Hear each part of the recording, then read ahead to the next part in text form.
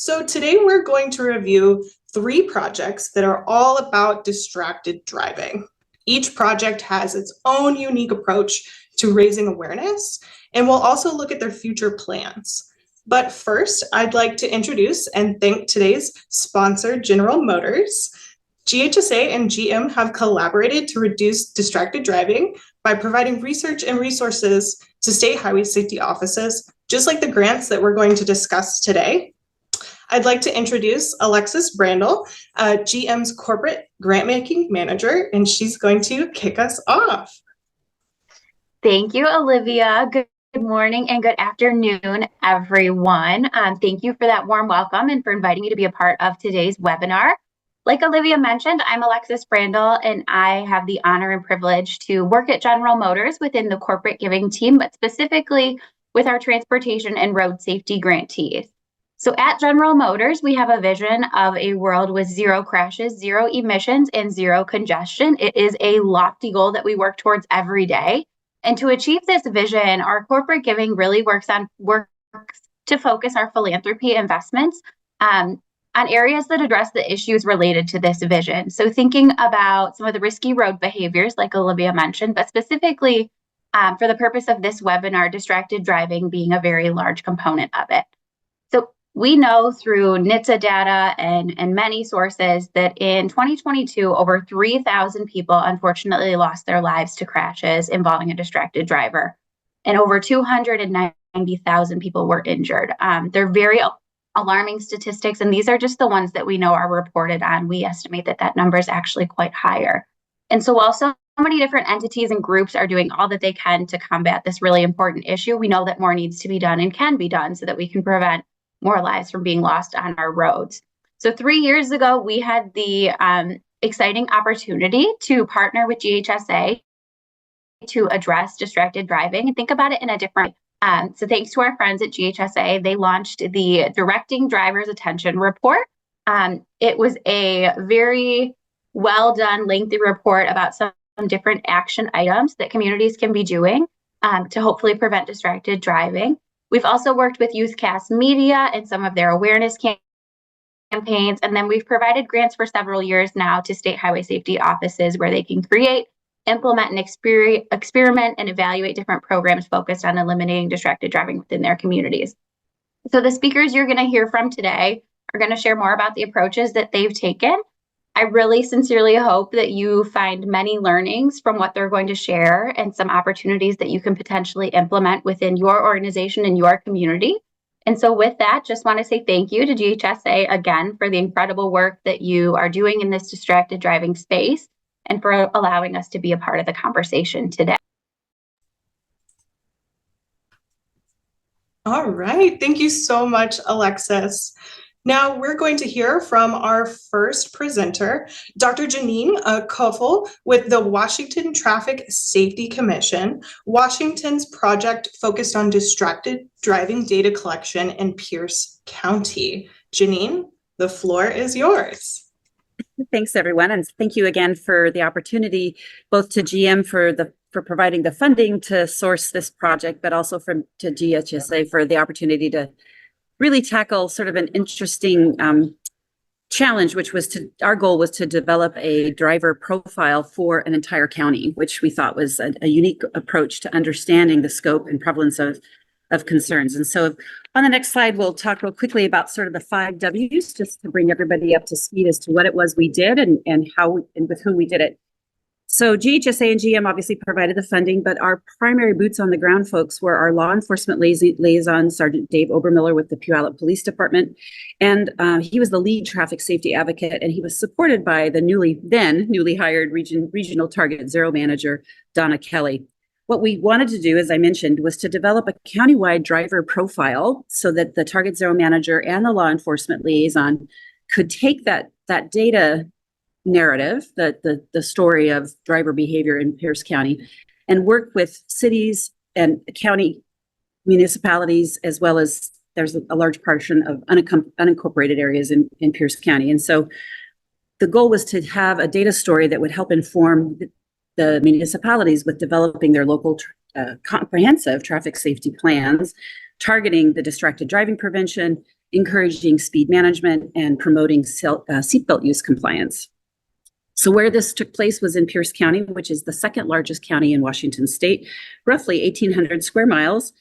The population is just over 930,000, and it's home to beautiful Puget Sound, which I don't think you can see behind me today. I'm coming to you from Tacoma, the Tacoma Convention Center, and Puget Sound Mount Rainier is out in full glory. Pierce County is also home to about 7,200 active duty military and civilian personnel. They're stationed at Joint Base Lewis McChord.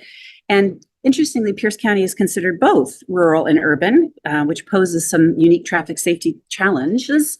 There are 18 cities, 5 towns, and 22 unincorporated communities served by 2 major interstates and multiple state routes, counties, and city roadways.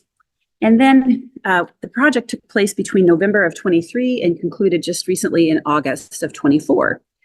What we did was tested new data collection technology to capture what we started calling the triple threat driving behaviors of distraction, speeding, and seatbelt use simultaneously. Subsequently, we would then deploy dynamic driver feedback signs that would prompt drivers with corrective messages in response to the identified driver behavior risk that they were demonstrating. So if I were speeding, I'd get a slow down message, but if you were distracted, you'd get a put phone down message. And if someone else was not wearing their seatbelt, they would get a buckle up message. So as we look at the next slide, you'll see that the reason why we thought this was important was that according to the Washington State Department of Transportation collision data website, there were 468 serious injuries and fatal crashes in Pierce County. And in the last decade, according to our data, so this is the last 10 years, Pierce County has had 742 fatal crashes. And as you can tell from this map, they happen everywhere in all parts of the county and all context of roadway, and in most of our Pierce County communities. The Washington State Department of Transportation on the next slide indicates that in 2023, now this is just distraction data, there were 2,422 crashes associated with distracted driving. Now, these were everything from no injury to minor injury to serious injury or loss of life. So you can see quite a lot of collision activity happening in Pierce County in the last year. The Washington Traffic Safety Commission, we note that there were 17 fatal crashes due specifically to distracted driving in Pierce County, but there were also 97 fatal crashes involving speed, 97 speed-involved crashes, 17 of which were fatal, and then 14 unrestrained fatal occupant crashes. So that contributed to the entirety of 468 serious or fatal crashes in Pierce County in 2023 alone. Pretty serious, concerning data. So as we see on the next slide, you'll see that some roads were obviously more dangerous than others. What we did in our pilot project was the assessment of 38 different locations in the county. These sites were selected based on input from city and county engineers, law enforcement agencies, school districts, and other traffic safety allies. Now, when considering state data site collection, we found it really important to capture the XY coordinates of where the equipment is located. Critical contextual information to capture at each location. If you're thinking about replicating this project, you should include the start and end dates of the data collection, the posted speed, the direction of flow for the data collection, the hours when data was collected, nearby site landmarks to sort of assist with understanding maybe some of the geographical variables that contributed to driver behavior choices at the location. Roadway features like if it's curved or straight, uphill, downhill, whether there were stop signs or stoplights, if automated speed safety cameras were in effect. And then, of course, you want to look at the crash history and then consider maybe even lighting conditions at the locations you are considering to collect data. You might want to also consider data's locations that we thought of as high impact. So we thought of that as school zones, entering businesses or main street districts, entering pedestrian zones or work zones, near public or public transportation stops, because all of those locations could be characterized by increased risk for collisions between automobiles and pedestrians or vulnerable road users. Medium impact locations we considered were secondary roads that were sort of connecting to neighborhoods or rural road straightaways. And then the lowest impact where we felt like the data collection would be deployed is on multiple lane roads. We found that the technology wasn't really suited for multi-lane road data analysis or data collection. So the city of Tacoma was really awesome. They created a scoring rubric for equity considerations, which we really appreciated. But what we found very quickly was that smaller municipalities within Pierce County struggled to identify the data resources to meet those metrics, which frankly identified for the Target Zero manager and the law enforcement liaison an opportunity in the future for technical assistance with developing problem identification narrative as part of future project scopes of work. What were those sort of equity measures? We looked at the percentage of population living below the poverty line. We looked at the percentage of free and reduced lunches at nearby school districts. We evaluated the degree of which the community demonstrated a buy-in towards doing something with the data once we had the data collected. And then we looked at the percent of communities of color as well. So those were all just some equitable considerations that we tried to consider as we selected these 38 different locations. Now on the next slide, this is the product of the data collection at these 38 different locations. Our research and data division, which rocks, I'm not gonna lie, I love them, they're great. They created this data dashboard, which gives the public or anyone interested, I encourage you guys to visit our website and play around with our data dashboards. In this particular case, this project, although it was supposed to be primarily focused on distracted driving, as I mentioned, we also collected speed and seatbelt use. And the reason was to consider the aggregated or compounded effect of multiple high-risk driver choices in effect at the same time. So unsurprisingly, we found that speeding proved to be the greatest threat to road user safety. And on the next slide, you'll see that compounded risk effect. So this dashboard gives our Target Zero manager and our law enforcement liaison the ability to illustrate the compounded risk of distraction and speeding, distraction, and failing to buckle up. And then most concerning, the risk when drivers make all three of those high-risk decisions at once. From a speed management perspective, increased law enforcement presence and HVE activities at the study locations helps address the geographic safety concerns. But there may be two larger issues to address for the Pierce County Traffic Safety Coalition and the LEL's Target Zero Task Force. The first relates to the public's low perception of risk from exceeding posted speeds. In Pierce County, only 36% of just over 1,000 drivers responding to a 2022 statewide survey thought it was very or extremely risky to drive 10 miles over the posted speed limit, just 36%. Increasing public awareness of the importance of speed management and the compounded risk of speeding combined with distraction, impairment, and failing to wear a seatbelt is a foundational necessity for shifting local traffic safety culture. The second issue may be law enforcement's higher tolerance for higher speeds, which may be reflected in the 42% of drivers in this study exceeding posted speeds by 6 to 25 miles over the posted speeds. The Pierce County statewide survey feedback indicated that 75% of respondents, that's 3 out of 4 drivers, reported exceeding posted speeds by 10 miles per hour or more in the past 30 days. Interestingly, 62% of respondents on that survey also supported increased enforcement for driving 10 miles over the speed limit. Roughly 20% of residents were neutral about enforcement.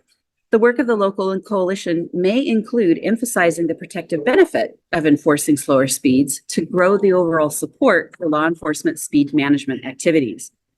Active engagement with law enforcement agencies to align traffic enforcement expectations and empower sustained, consistent standards will enable drivers to predict enforcement consequences for speeding, driving distracted, or failing to wear a seatbelt. Now, Washington State boasts an impressive overall 93 observed rate for seatbelt use compliance. This project confirmed that Pierce County is slightly less, but still very close to the 2022 statewide survey reported rate of 92% for seatbelt use many miles from home and 90% within a few miles from home. More concerning was that small percentage of drivers not wearing a seatbelt were also frequently observed speeding, and in some cases, speeding, distracted, and unbelted. It's also important to note that about 5,600 drivers were observed simultaneously engaged in 2 high-risk behaviors, and another 467 folks were observed doing all 3 at once. Having the data that clearly reflects the frequency of multiple high-risk behaviors supports the development of a multi-pronged traffic safety plan that serves to mitigate risks across multiple problem behaviors. Now, there was some good news. A fifth of the observed drivers were complying with posted speeds, focused on the complex task of driving and wearing their seatbelts. We were very happy about that. The challenge for the Pierce County Traffic Safety Coalition will be to reinforce those low-risk driver choices and grow the number of drivers choosing safety over speed. The Washington Department of Transportation requires that cities and counties have a local road safety plan to drive their road maintenance. These local road safety plans fulfill the safer roads component of the Safe System framework. Ideally, participating communities and municipalities will use the results of this project to inform the development of a comprehensive city or county traffic safety plan to reduce their risks and improve safety for all types of road users. This project data provides municipalities the opportunity to build on their local road safety plan and develop a robust multi-countermeasure plan featuring strategies in the safer people and safer speeds components of the safe system. As you'll see on the next slide, we had a lot of media interest in this project. The intent of the media engagement was to increase care and concern about traffic safety by Pierce County residents. The data was also intended to catalyze increased public interest and appetite for developing local road safety plans informed by the Safe System approach to reduce risks for all road users. $20,000 of this project was earmarked for media engagement. Now, interestingly, much of the media attention was directed at the use of these new driver smart sign feedback technology. There was a great deal of curiosity about how the technology worked, as well as voiced concerns about privacy. Locally, the project got extended coverage from 3 TV stations and 3 print newspapers. The national impression count was really high due to 2 separate local pieces being shared organically by Yahoo, Yahoo News, and AOL. The English and Spanish language advertising via the Pierce County Facebook page resulted in quite a lot of folks, just over 250,000 people with the English ads, about 61,000 people with the Spanish language ads. And in total, the audience reached by the ads was about 57% of men and 42% of women, and which we felt like that the targeting was successful in reaching all Pierce County residents without skewing too much to one or the other demographic. Interestingly, the main theme of the comments was people discussing other things, other issues that they thought should be funded and addressed.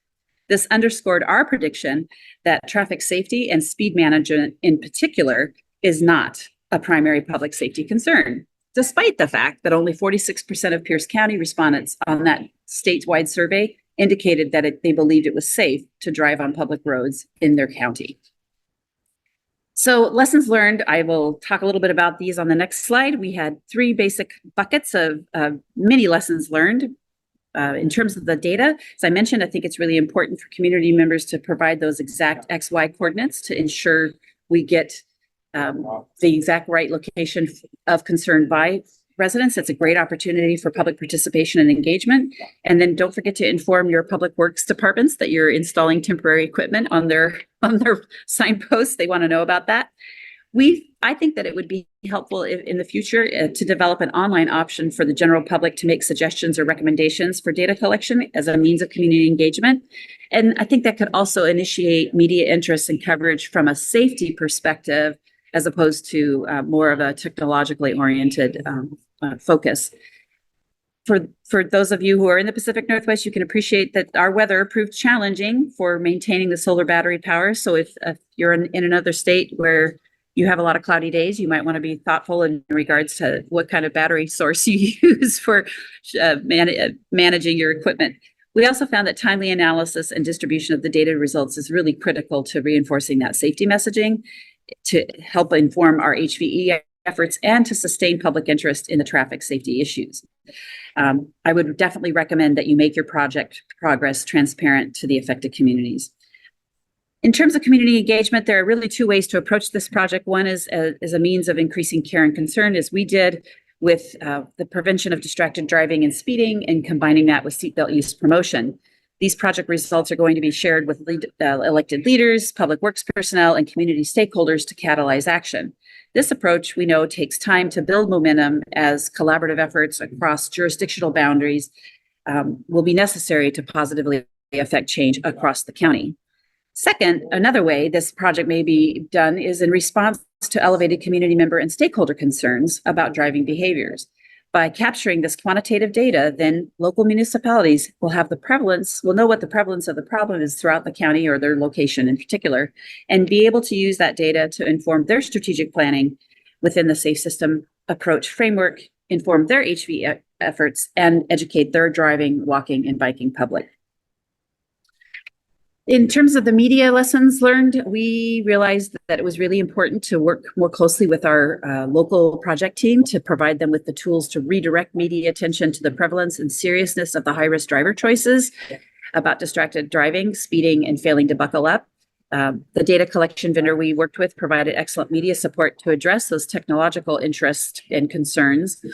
We also think that it's going to be useful. We're using part of our media budget to develop a slide deck and data infographics, data interpretation for newsletter content for all sorts of different audiences. And these are stakeholders in the project. So schools, workplaces, communities of faith, chambers of commerce, local governments. And the idea is that we want to equip many stakeholders with the accurate and timely information so that they can incorporate that data in their understanding of the scope of the problem, and then in their selection of countermeasure options for mitigating risk, and then their strategic planning for developing or revising those local road safety plans to identify those concerns. And thank you. That concludes my presentation. I hopefully talked fast enough, but I will be very happy to answer any questions at the conclusion of the rest of the presentations. Thank you again for the opportunity to present our successes. Thank you so much, Janine. Now we heard from our West Coast Washington. Let's pop over to our East Coast Washington. We're going to hear from Presley Connor, the Public Information Officer at the DC Highway Safety Office. Presley is going to share the results of DC's Distracted Driving Project. Presley, the floor is now yours. Thank you so much, Olivia, and thank you everyone for joining us today. I'm really excited to report out on Washington, D.C.'s, the District of Columbia's Distracted Driving and Distracted Mobility program that was so graciously funded by GHSA and GM. We're incredibly thankful for the opportunity to pursue some of these innovative strategies under education, enforcement, and engagement so that we can better address distracted mobility in the District of Columbia. So I'll talk a little bit about our goals for this program. There were 3 of them, and I want to make it clear that while these were individual goals, our true driving factor in all of this was to make sure that all that connected within the public eye. We know that education, enforcement, and engagement are really effective ways to reach people on a variety of different levels, but we found that specifically in DC, oftentimes we pursue these approaches in silos. So we'll do education and that's it, or we'll do enforcement and that's it, and we'll do engagement and that's it. But it's really important that all of these pieces connect so that the public gets a full 360 view and intervention of why transportation safety is so important. So first, we would educate middle schoolers on the dangers of distracted mobility through a partnership with Impact Teen Drivers. And then we also evaluated the district's automated traffic enforcement network through a feasibility study that we conducted in partnership with Kittleson and Associates. And then lastly, we crafted a targeted approach to engaging community members using neighborhood-specific campaigns, which we'll talk a little bit about at the end. So first, I'll have you look at this list. If you're familiar with Impact Teen Drivers, you may know what this list is from, but if not, I'll clue you in. It kind of seems like a random list. I'm a big fan of the New York Times Connections game. So if anybody plays that game, this is a little bit like the Connections game. What do these things have in common? Well, arachnids, tornado, meth, guns, those may jump out as pretty obvious. These these are the answers that students will give if you ask them, what do you consider lethal? So what's deadly to you? These first four seem pretty obvious, like I said, but BFFs being on this list kind of throws people for a loop. Unless you're just a true crime junkie like I am, BFFs don't always seem to be deadly. But then whenever you look at it within the scope of distracted driving, either sending a text message to your best friend or being distracted by a passenger can really become lethal if we're not aware of our actions. So these are a few of the resources that we procured through this project and by partnering with impacting drivers. You'll see on the right here, there's that list again. These are poster packs that can go in classrooms, in your home, in a bedroom, things like that, to remind you of the danger that distracted driving and distracted mobility presents. Over here on the left is our Understanding the Graduated License Program brochure. So, not everyone in DC is a car user or even has interest in learning to drive. But because of that, we found that no one quite knows how to get a license if you do want to drive as a teenager. So this brochure was crafted specifically with DC specific information and messaging on how to get a license should you want to go through the graduated driver's licensing program here. And then in the middle is the wheel of distraction. So on this wheel, you can kind of tally up the percentage of increased likelihood that you would be at a crash or in a crash should you participate in different distracting behaviors behind the wheel. So on the next slide, we just got a sneak peek here of our Train the Trainers program. We did this with our enforcement officers. So you'll start to see this connection happening. This is education, but it's coming through the lens of a law enforcement officer. Our goal here was really to make sure that the first interaction that specifically elementary or middle school students had with law enforcement was a positive one, so that they would know that law enforcement is here to help them and has, their safety in their interest. So this session here was about a 6-hour day where they all came in and learned how to use this program. And so then they were all sent home with packages and toolkits of those resources that we just showed and more, so that as they went to after school programs, they tabled in the community or different interactions that they may have with young people, they would very clearly and easily know the language to use and how to approach those opportunities with sensitivity and kindness, so that the student would walk away with the best experience and also be more equipped to get around the district safely, whether they bike, walk, roll, metro, or drive. Next, we asked a what if question. So honing in on that enforcement element even more, we ask this what if question. You can ask what if questions all day, but this question felt really important for us to answer, to actually pursue. So on the next slide, you'll see the question is, what if DC's robust automated traffic enforcement program could detect hands-free driving law infractions? So if you've been to GHSA or another transportation safety conference or meeting, you may have met or heard of some representatives from AccuCensus. That's this photo on the right here. This is a program that is already deployed in Australia, and they are currently issuing citations to drivers who have their phones active behind the wheel. So this program, or this specific study we did, was a feasibility study. We made it very clear to the public, this does not mean we're pursuing this. We really just want to answer the question, what if we did this? What would be the effects? And not only that, what are the steps to get to that point where distracted driving could be detected in the district's AT network? As many of you know, we have one of the most robust, if not the most robust system in the nation, with almost 500 cameras deployed to date, detecting red light infractions and speeding and school bus stop arms, you name it, we've got ATE for it just about. So some of the questions that came up were, what are the privacy concerns? Are there any policy changes that need to be made? What about what about the funding of this? Not only how would we fund getting this deployed, but where would the money collected from an ATE citation go? So these are all things that were answered in that document, and we definitely came out of it with more questions than answers, which is a good thing. That's kind of what we wanted to do. So that was really helpful in understanding if we wanted to pursue this, what we need to approach first and what the public's perception of it would be.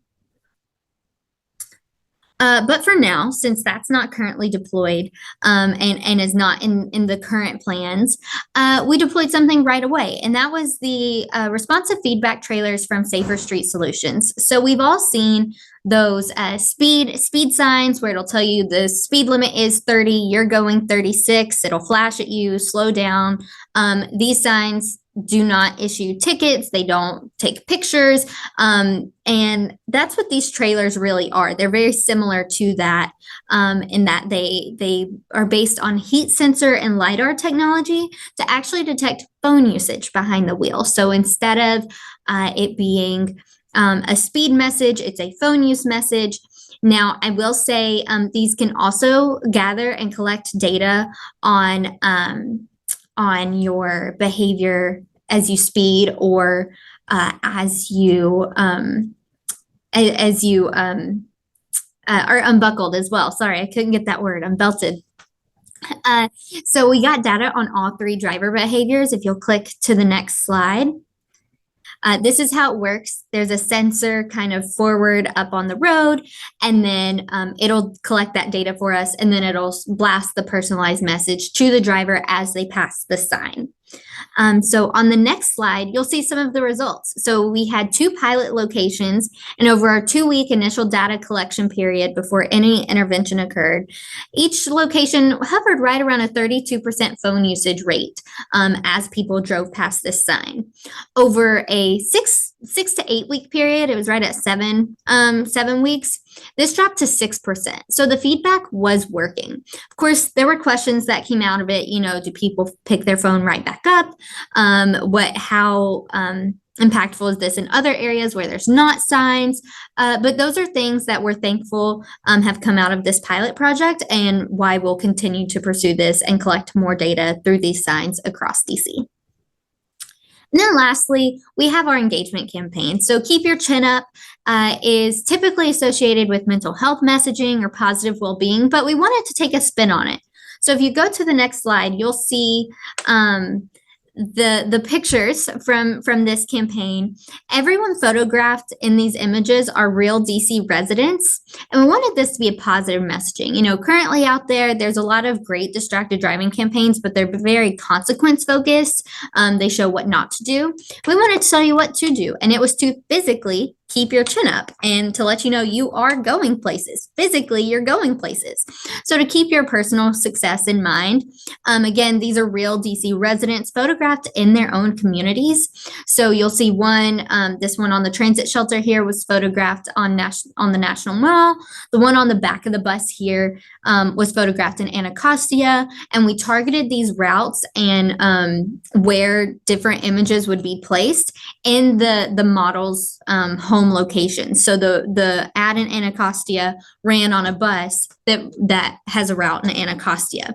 This was important to us so that people could really see themselves and their friends and family in our messaging.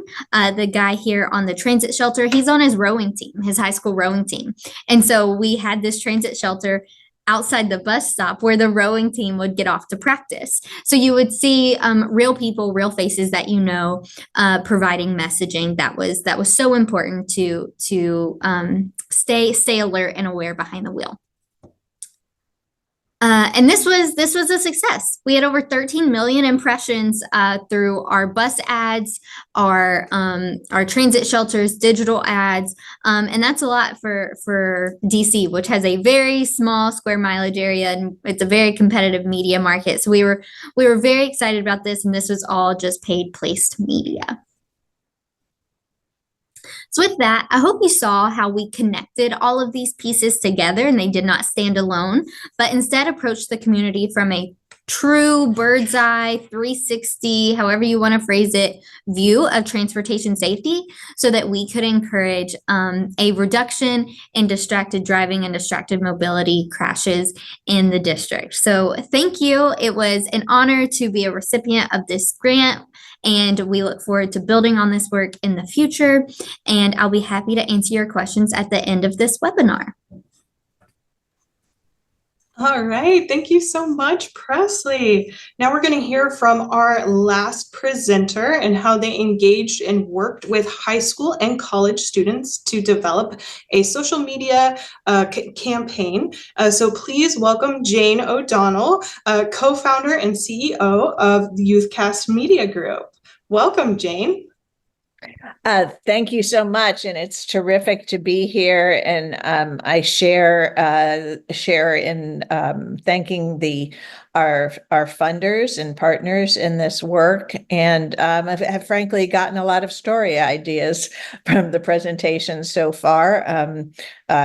Janine did answer my question, though, because I was about to say, has anybody written about this? This is really important. So, and it's great to see that there's been so much great work going on in DC. As you'll hear later, we'll be partnering with them going forward.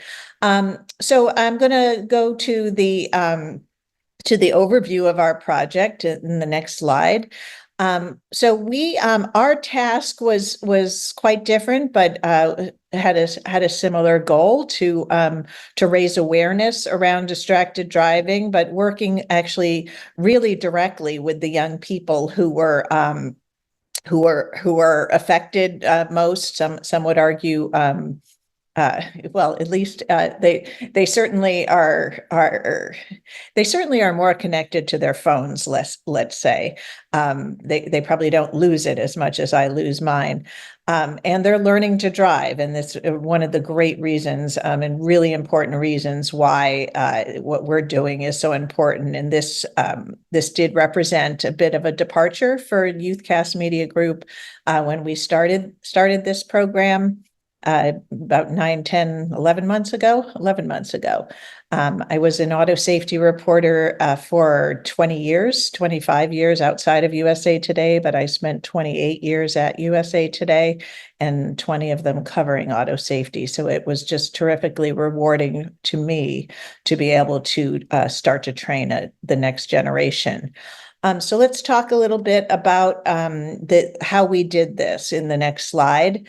We had pretty much four different ways we did it. We did it what we did was what we've been doing best and what we had been working on as it related to health policy, very broadly defined, something that might sound a little wonky to some of you, the social determinants of health, the factors that influence your health, and the very same factors that influence whether your community, family, friends are more likely to, say, get diabetes or cancer are often the same factors that make you more likely to be involved in a car crash, even as a pedestrian.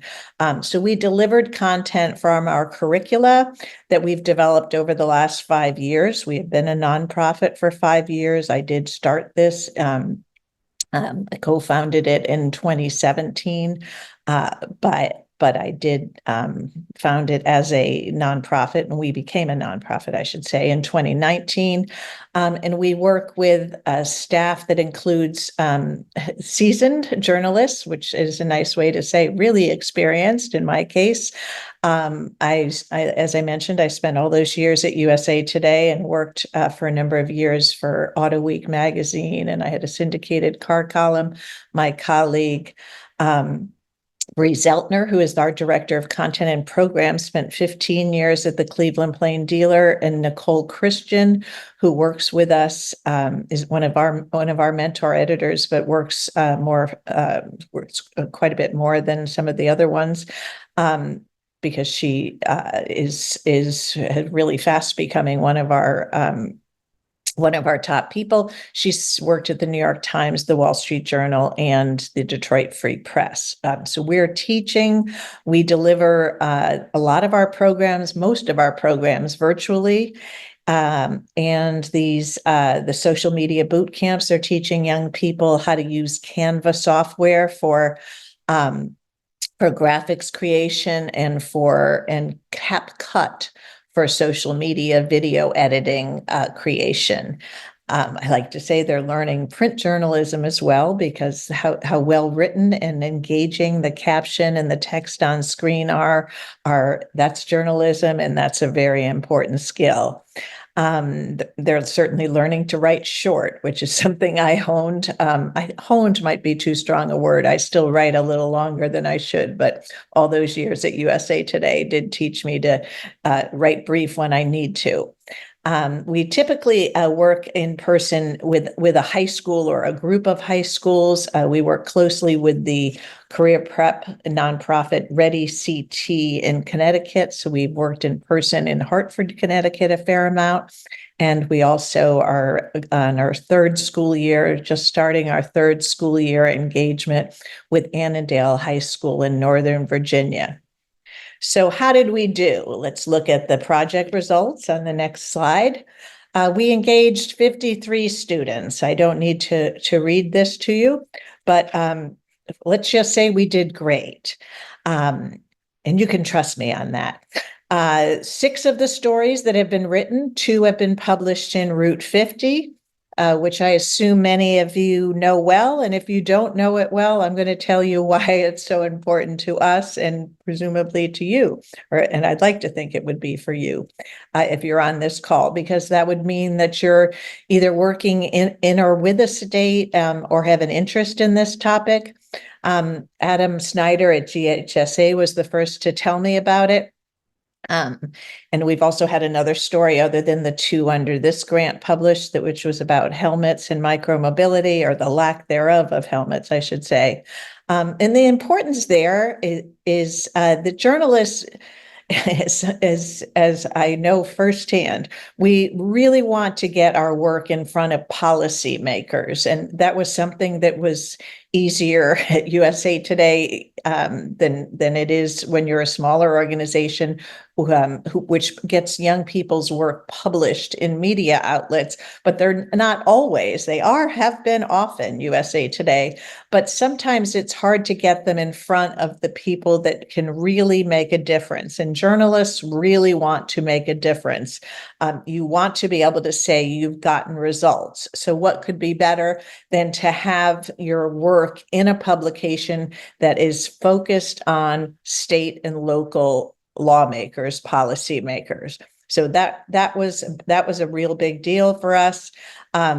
We produced 82 social media posts altogether. Some of you might think to yourself, well, my young person my kid probably does that in a month. But these are well-researched, factual, grammatical. The words are spelled correctly. They're engaging, and these videos are edited well. We try to get data in as many of them as possible.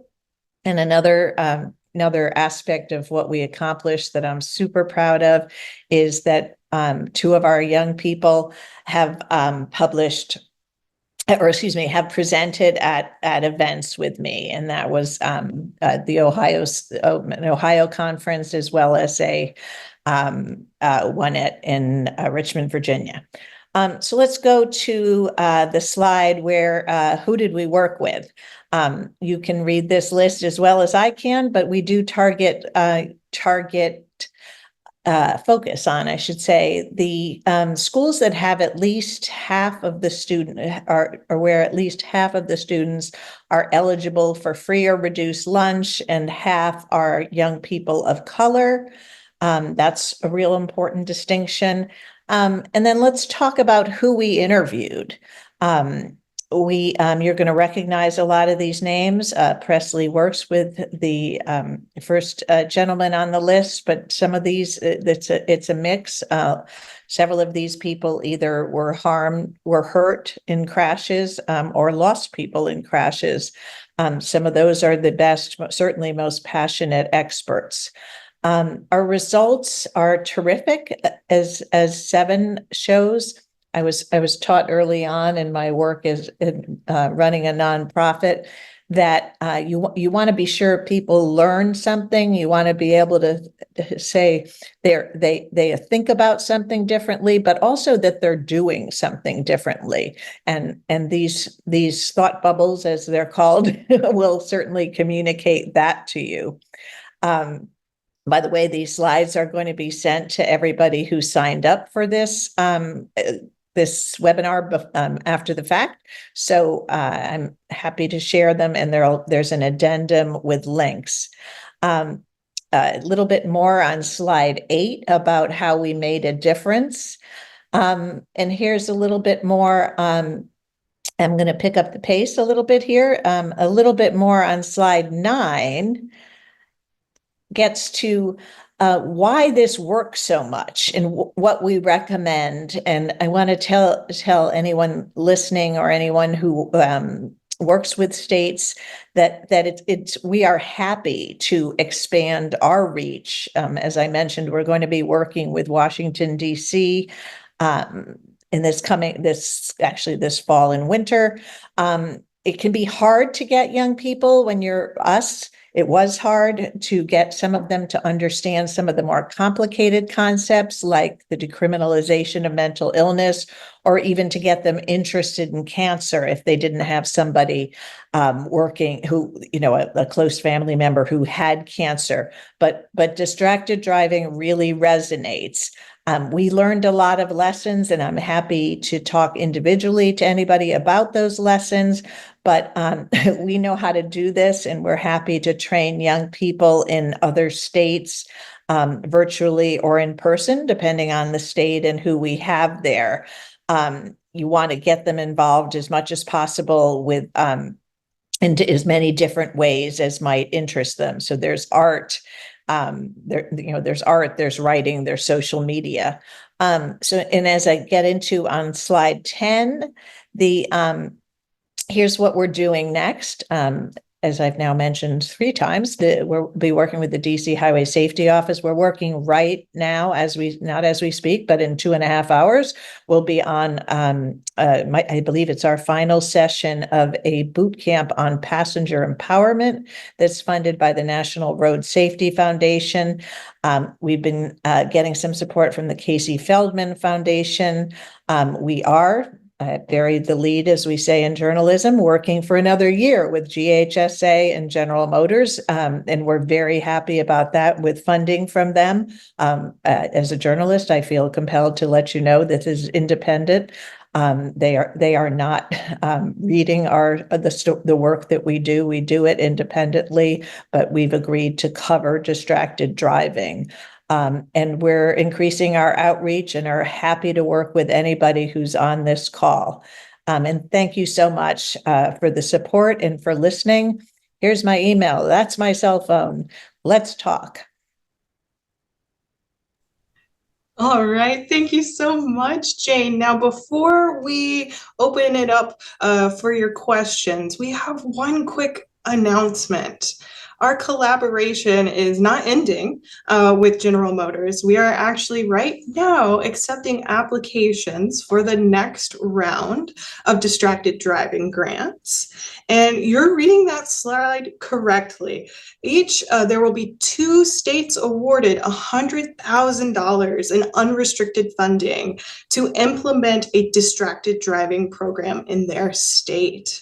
Now, applications, they should include a pre and post evaluation plan that should include crash, citation, and other data that will help you establish a baseline to measure your campaign's success. We also would like to see details on who you'll be working with, where the project will take place, and what your partners, who will they be? We're asking for a 1-page application. You can find more information on our member center. Go to my.ghsa.org. If you have any questions too, you'll be emailed this information out, and you can ask us questions about your next application. So let's go ahead and have our panelists join us. So Presley, Jane, Janine, please come on. Hello, hello. Thank you all. So I'm first really curious, Jane, is there anything that you can share with the audience about what state highway safety offices can expect in that digital toolkit? Sure. They can expect some really well-written captions, as previously noted, although now they're going to find a typo. But I swear they're really good. So there's really well-written and engaging social media posts that are done by young people who are diverse in every way. And they have data about the problem. The young people, were very instrumental in deciding how to present the material. So I think they can really resonate. I think they will resonate with the different state highway safety offices. Perfect. And for our audience, you can expect that toolkit in the coming months. So Presley and Janine, from your project's data collection, were there any findings that were surprising? Did you find any new trends? Yeah, I can I can definitely share. And I'm happy to provide this information to anyone who requests it. Thankfully, with the responsive driver feedback trailers, there's a whole dashboard that we can jump into and see what information was collected. Something that was really random to me, and now our data team actually has this and is trying to determine maybe what caused this, is that at one of our pilot locations on Georgia Avenue and Missouri Avenue Northwest, it was pretty consistent across the board throughout the day how people would use their phone usage or use their phone behind the wheel. So, for example, morning hours were not any more common or less common than afternoon hours. However, Thursdays, for whatever reason, had a very low phone use rate. So in our chart, it was pretty red. We could see, all of these were hovering around 7 or 8% each day phone usage towards the end. Thursdays would have a 3%, 3.5% phone use rate. And so we were really interested in what's going on Thursdays. And this data is really helpful because it helps law enforcement know what hours people may be most active on their phones, what roads they're most actively using them on. Our first pilot location was notorious for having higher phone usage during the early morning commute hours rather than the afternoon commute. So those were a few things that we pulled and found very interesting. Janine? Sorry, I was going I'm going to go back and look at my data again. I think, of course, we were really interested in the frequency with which particular locations had combinations of not just one problem behavior, but 2 and 3. And we definitely found that there were some locations, interestingly, the transitions between cities. So from a strategic planning perspective, I think it'll be interesting for the 2 different municipalities to think about how does driving behavior from one community to another actually cross-pollinate and create problems for both, and how by working together can they mitigate those risks.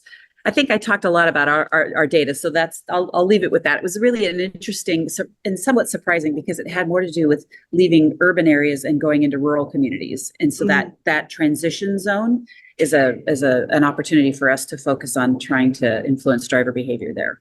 Okay, thank you both. We have a question for Janine. How did you all determine whether the crash was from distraction or was not from distraction? So the Washington Traffic Safety Commission's data is all fatal case data, and that information is drawn from the police crash reports. And I know that definitively. I cannot say definitively for WSDOT, the Washington State Department of Transportation, their data dashboard, but I'm presuming that is probably the same source of information, is that they draw from police crash reports the indication of whether or not distraction was a variable in the crash. And that's because we often know, especially in single car runoffs, if there's a fatal crash we don't necessarily, and especially in rural communities where there may not be a reason to request a felony warrant to get the driver's phone to identify what they were doing exactly at the moment of the crash. So is distraction driving often an underreported variable in fatal and serious injury crashes? You bet. Yeah. And so we have to account for that in some fashion and when we do public education. Right. So let's talk about communication. Where are you all seeing the most engagement in your communities with your distracted driving campaigns? Is it through print? Is it through social media, radio? Who wants to go first? I think this is definitely an anecdotal observation. I don't necessarily have the data to support this, so we could certainly get it. I think the most popular outreach mechanism for this specific campaign was our transit shelter ads. Lots of people, you could see them as a driver or as a pedestrian or as a bicyclist. So it really hit everyone regardless of the mode they were using, just based on how our transit shelters are oriented. And they were also pretty popular on social media. People would go out essentially on a scavenger hunt to find their friend. We talked about the real people being the models, and post them. Be like, I saw JT or I saw Jamila on a bus or a transit shelter today.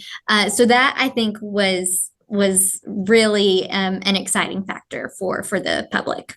I'd like to mention that I think it's really important to think about, who you are trying to reach and what works best. It goes to the Route 50 thing I mentioned before, as we say in journalism, which might sound a little funny to the regular people, but, are you reaching the right people? And I think that that's something that comes up in your work as well. So our print stories may not reach the young people, but it's reaching a lot of the people that we really want to reach them, because I think you folks would agree. And when we share our print articles on social media, they're being elevated by young people and more likely to be read by young people. And I'm so happy that we are going to be sharing the video. That when you asked about the what I could say about what's in the toolkit, the people will get to see, everybody who's signed up will get to see a selection of our videos, and those are the kinds of posts that will be available.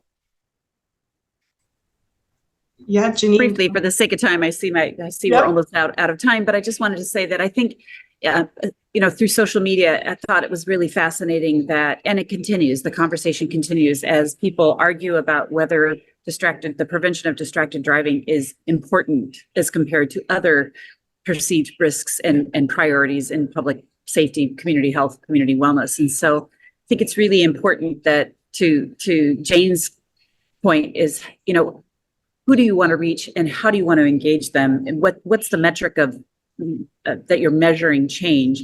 For us in Pierce County, frankly, it was just getting people to start even considering traffic safety as a public health concern and really connecting to their own driving behaviors to the larger construct of, we're all in this together. If we all make safer choices, we'll all get to where we're going safely, but it's a we problem, not a you or just a me problem. And so even just having the interest in the argument about whether or not it's worth having the argument was of value to us. All right. Well, unfortunately, that is all the time we have. I want to thank you all for joining us today and thank Janine, Presley, Jane, and Alexis for joining us on today's call. Before you log off, don't forget to join us on October 8th. We will be discussing North Carolina's Vision Zero Community Collaborative. So you can register for that now on the GHSA website. That is all we have for you folks. Thank you so much and have a great rest of your day.